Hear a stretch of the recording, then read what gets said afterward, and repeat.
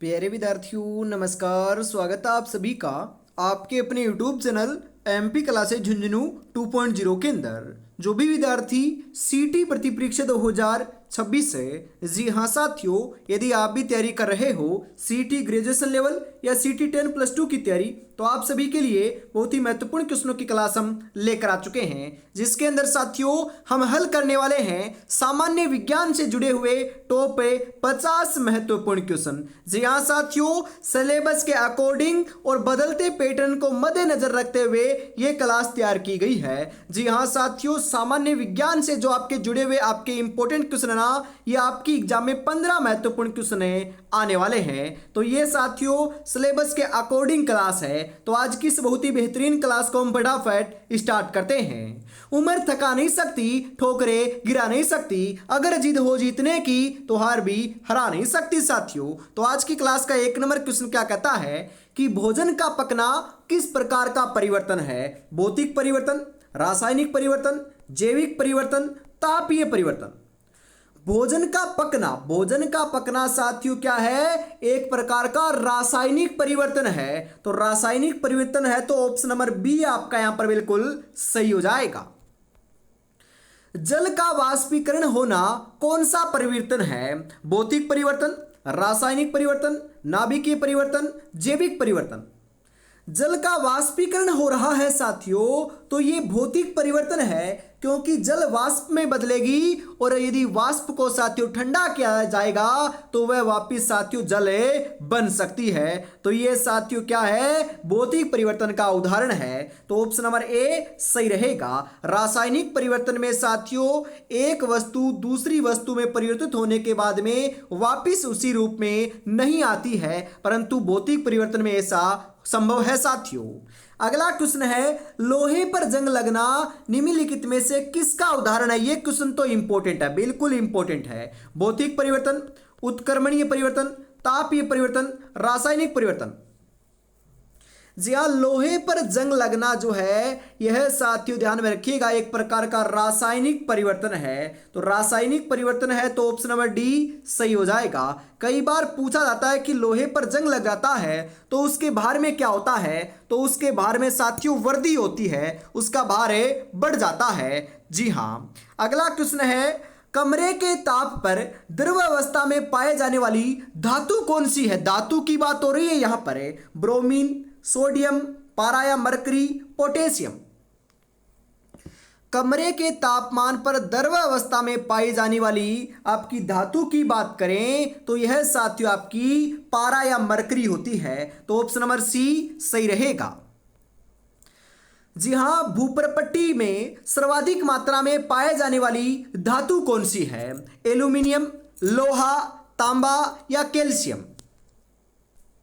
जी हाँ, भूपरटी जो है साथियों इसके अंदर आपकी सर्वाधिक मात्रा में आपकी एल्यूमिनियम धातु पाई जाती है। तो एल्यूमिनियम ऑप्शन नंबर ए आपका यहां पर सही हो जाएगा। बेकिंग सोडा का रासायनिक नाम क्या है? Sodium carbonate, sodium chloride, sodium hydroxide, sodium bicarbonate.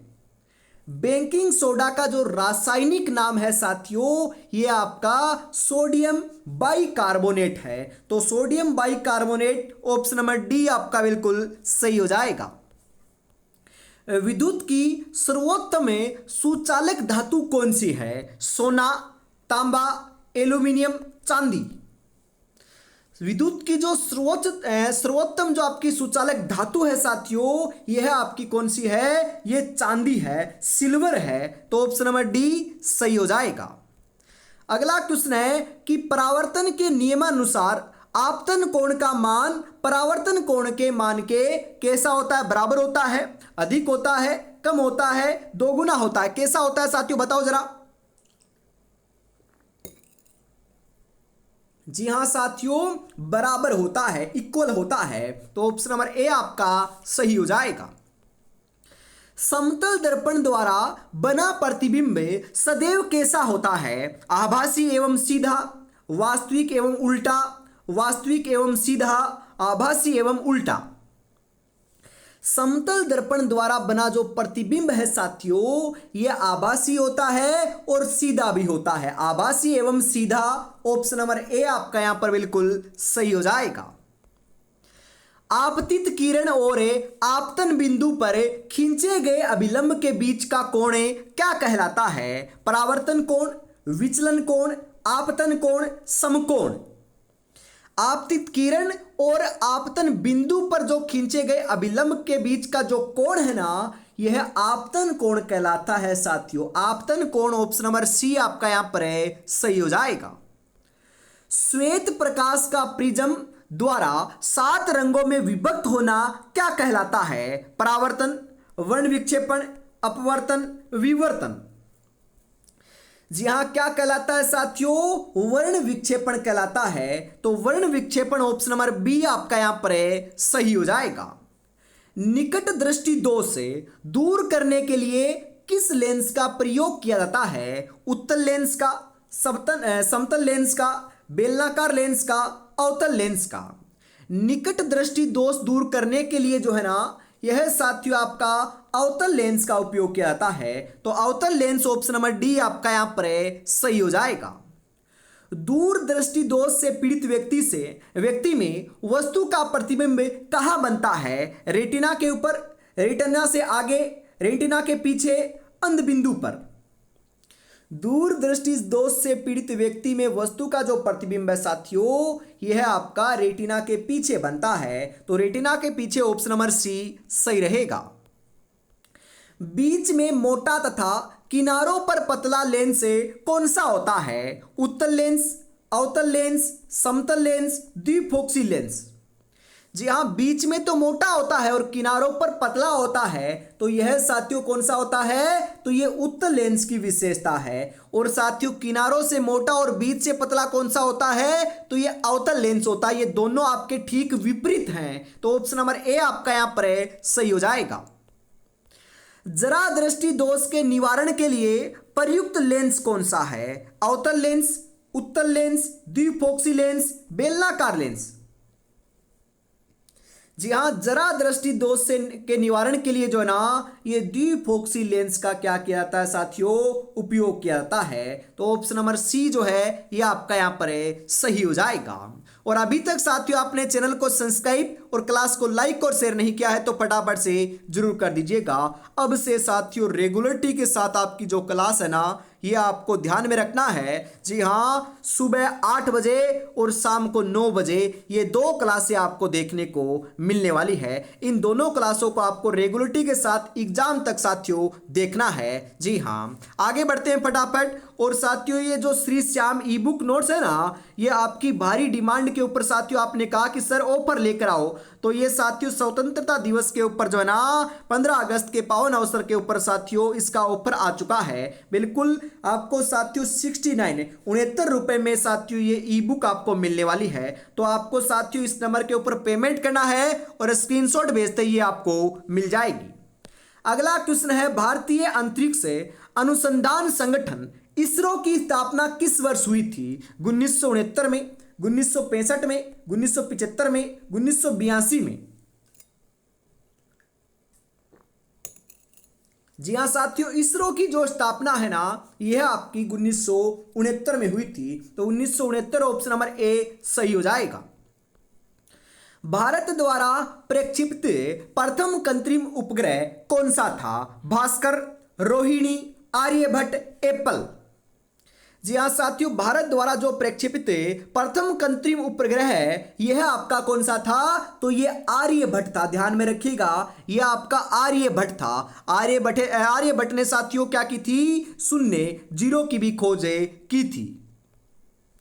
Bharat का उपग्रह प्रक्षेपण केंद्र सतीश धवन अंतरिक्ष केंद्र कहाँ स्थित है? तिरुवनंतपुरम में, बेंगलुरु में, अहमदाबाद में, श्रीहरिकोटा में। जी हाँ साथियों, कहां पर है? तो ये आपका इंपॉर्टेंट क्वेश्चन है। सतीश धवन जो अंतरिक्ष केंद्र है ये श्रीहरिकोटा में है। तो श्रीहरिकोटा ऑप्शन नंबर डी सही हो जाएगा। चंद्रयान 3 मिशन के लैंडर का क्या नाम था? प्रज्ञान, विक्रम, ध्रुव, आदित्य। चंद्रयान 3 मिशन के लैंडर का जो नाम है साथियों ये विक्रम था, तो विक्रम ऑप्शन नंबर बी आपका सही हो जाएगा। आनुवंशिकी के पिता किसे कहा जाता है? ग्रेगर जॉन मेंडल को, चार्ल्स डार्विन को, जी हाँ लेमार्क को, हरगोविंद खुराना को।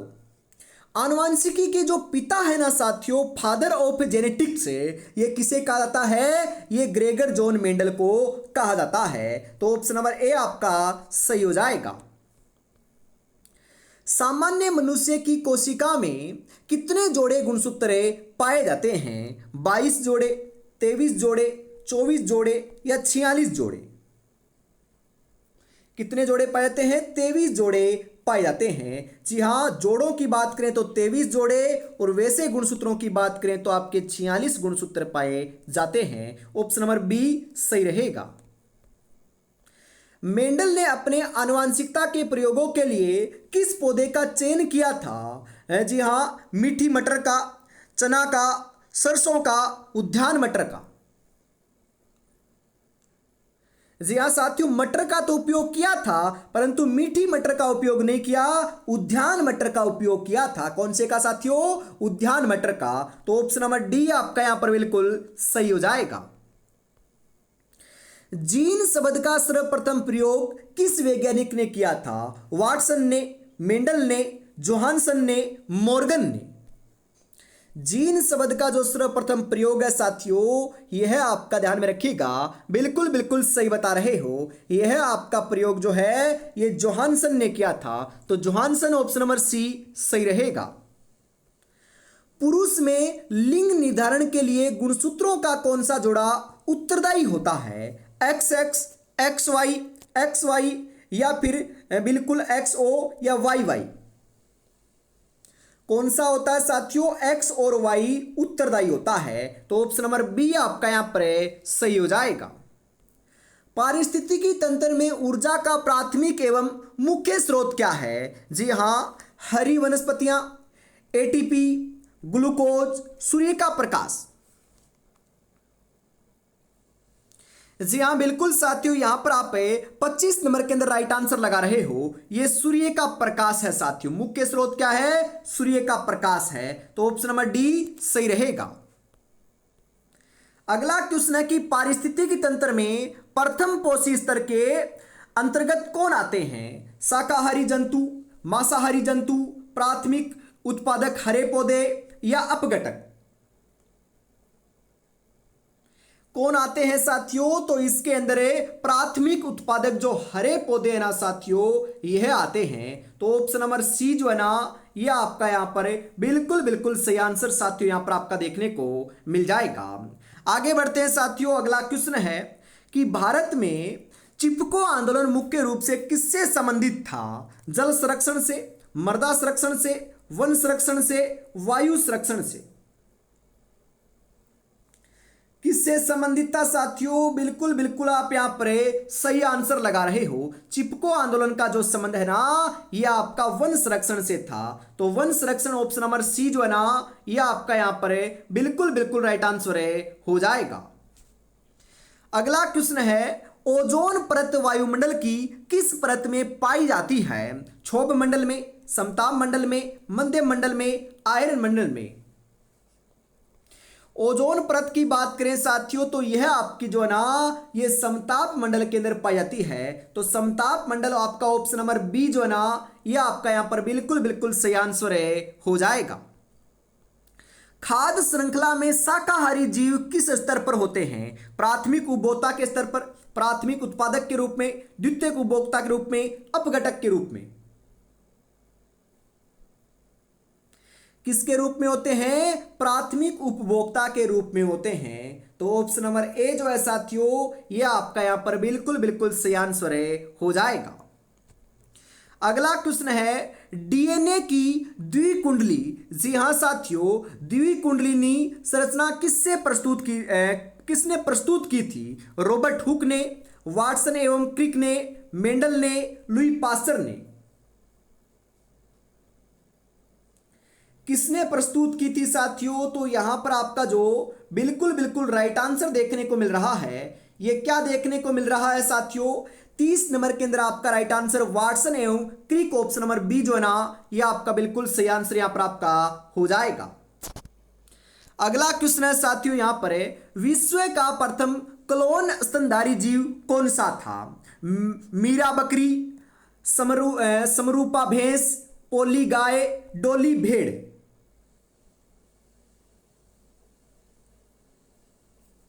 जी हाँ साथियों, यहां पर आपका जो बिल्कुल बिल्कुल राइट आंसर है ना यहां पर आपको देखने को मिल जाएगा 31 नंबर के अंदर साथियों डोली भेड़ जो है ना यह आपका यहां पर है सही हो जाएगा। पानी भी अपना रास्ता खुद बना लेता है तो आपको भी अपना खुद ही साथियों रास्ता बनाना पड़ेगा। आपको साथियों मेहनत करना पड़ेगा और सिलेक्शन लेकर दिखाना है। जी हाँ, और अभी तक चैनल को सब्सक्राइब और क्लास को लाइक और शेयर नहीं किया है तो एक बार साथियों फटाफट से जरूर कर दीजिएगा, क्योंकि हर रोज जो आपकी क्लास है ना ये साथियों सुबह 8 बजे और शाम को 9 बजे आपको देखने को मिलने वाली है। और अपने दूसरे चैनल के ऊपर साथियों आपकी जो क्लास है ये सुबह 9 बजे और शाम को 8 बजे होती है बिल्कुल। और कोई भी जानकारी के लिए, कुछ भी अपडेट के लिए, क्लास के नोटिफिकेशन के लिए जो है ना ये आपको व्हाट्सएप ग्रुप को ज्वाइन कर लेना है। 9636 175 905 के ऊपर आपको CT 2026 लिखकर मैसेज करना है। आपको साथियों मैं इस ग्रुप के अंदर शामिल कर लूंगा जहां पर सबसे पहले आपको अपडेट देखने को मिलने वाली है। जी हाँ, अगला क्वेश्चन है, जी हाँ, बीटी कॉटन में बीटी मुख्य रूप से क्या है? एक जीवाणु है, एक विषाणु है, एक कवक है, एक शैवाल है, क्या है साथियों बताओ जरा।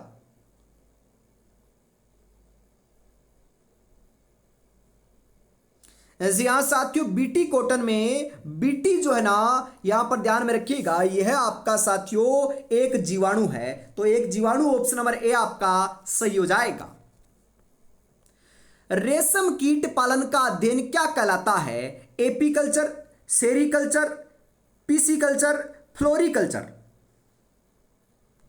जी हाँ साथियों, रेशम कीट पालन का जो अध्ययन है ना ये ध्यान में रखिएगा, बिल्कुल बिल्कुल सही बता रहे हो, यह आपका जो है लाडलो ये आपका सेरीकल्चर कहलाता है, तो सेरीकल्चर ऑप्शन नंबर बी सही रहेगा। व्यवसायिक स्तर पर मधुमक्खी पालन का कार्य क्या कहलाता है? Apiculture, sericulture, vermiculture, silviculture.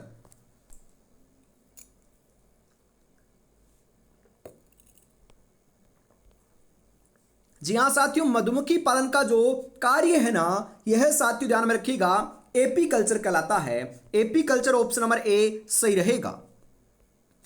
दालें मुख्य रूप से किसका समृद्ध स्रोत होती है? कार्बोहाइड्रेट का, वसा का, प्रोटीन का, विटामिन का।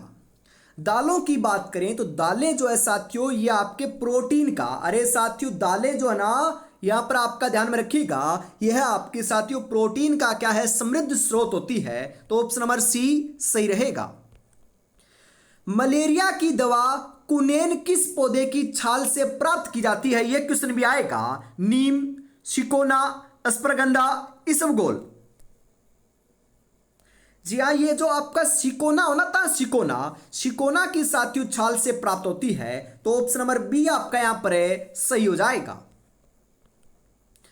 सर्वदाता किस रक्त समूह को कहा जाता है? जो साथियों आपका यूनिवर्सल डोनर जो है ना ये किसे कहते हैं? जो सर्वदाता होता है मतलब कि सभी आपके ब्लड ग्रुप वाले जो आपके व्यक्ति होते हैं उनको खून दे सकता है।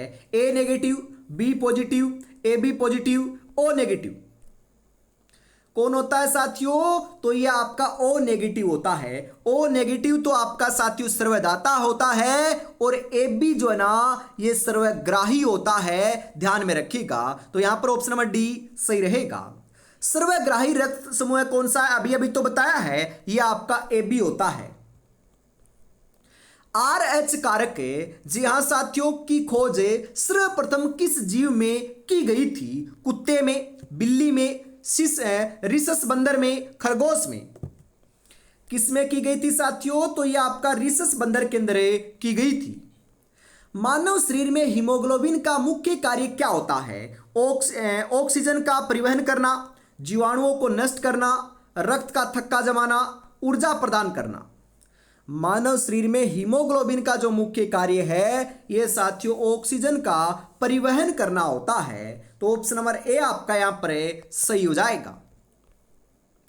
मानव शरीर में सकरवी रोग किस विटामिन की कमी से होता है? Vitamin A, vitamin B, vitamin C, vitamin D. तो ये विटामिन सी की कमी से होता है साथियों, vitamin C. Option number C आपका यहां पर राइट हो जाएगा। रिकेट्स सूखा रोग किस विटामिन की कमी के कारण होता है? तो रिकेट्स नामक जो रोग है ये विटामिन डी की कमी के कारण होता है। डेंगू बुखार का संचरण करने वाला मुख्य वाहक मच्छर कौन सा है? मादा एनाफ्लिज, मादा एडीज, जी हां क्यूलेक्स, माइनोसाइड। डेंगू बुखार का जो संचरण करने वाला जो मुख्य वाहक होता है साथियों मच्छर यह आपका मादा एडीज मच्छर होता है। मादा एडीज ऑप्शन नंबर बी सही रहेगा। टाइफाइड रोग के लिए उत्तरदायी जीवाणु कौन सा है? टाइफाइड जो रोग होता है इसके लिए जो आपका उपयुक्त उत्तरदायी जो जीवाणु होता है यह साल्मोनेला टाइफी होता है। तो salmonella typhi option number A आपका सही हो जाएगा। मानव शरीर में इंसुलिन हार्मोन की कमी से कौन सा रोग होता है? घेंगा, मधुमेह, एनीमिया, पीलियो। मानव शरीर में इंसुलिन हार्मोन की कमी से जो है ना यह साथियों मधुमेह नामक बीमारी हो जाती है, मधुमेह नामक रोग हो जाता है। तो ऑप्शन नंबर बी सही रहेगा। अगला क्वेश्चन है कि पीलिया रोग से शरीर का कौन सा अंग मुख्य रूप से प्रभावित होता है? हृदय रोग, फेफड़े, यकृत, गुर्दा। कौन सा होता है साथियों? ये यकृत होता है ना, लीवर है, ये आपका साथियों पीलिया रोग से क्या है सर्वाधिक प्रभावित होता है। तो यकृत ऑप्शन नंबर सी सही रहेगा। जी हां, बीसीजी का टीका किस रोग से बचाव के लिए लगाया जाता है? ये क्वेश्चन आपका बहुत बार एग्जाम में आता है साथियों। बीसीजी का टीका पोलियो, क्षय रोग या टीबी, चेचक, हेजा।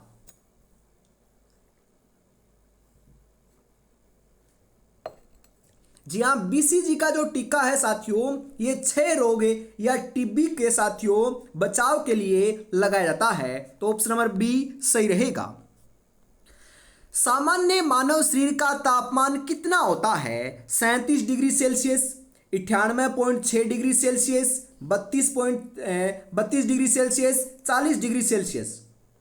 मानव आपका जो शरीर होता है उसका सामान्य तापमान साथियों 37 डिग्री सेल्सियस होता है। तो 37 degree Celsius option number A आपका सही हो जाएगा।